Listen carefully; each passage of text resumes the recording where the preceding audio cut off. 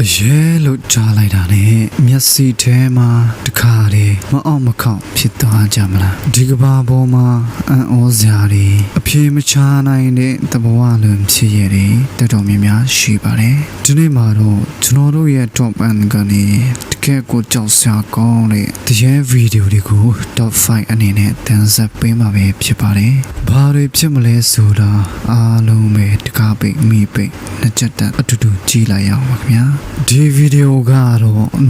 2023ခုနှစ်အောက်တိုဘာလ10ရက်နေ့မှာရိုက်ကူးခဲ့တယ်ခင်ဗျကျွန်တော်တို့ဒီဗီဒီယိုထဲမှာတွေ့နေရတဲ့ကလေးမလေးကသူ့အယုတ်လေးတွေနဲ့သူမရဲ့တနေ့တာအကြောင်းအရာလေးတွေကိုနောက်တစ်ပတ်မှာတငယ်ချင်းတွေနဲ့ဆော့ဖို့အစီအစဉ်ဆွဲထားပြီးတော့တနေ့တာ vlog လေးတွေရိုက်ကူးနေခဲ့တာပေါ့ဗျာတိတ်မကြလိုက်ပါဘူးဒီကလေးမလေးကထိတ်လန့်စရာအရာတစ်ခုခုကိုတွေ့လိုက်ပုံရတယ်ဗျအဲ့ဒီတော့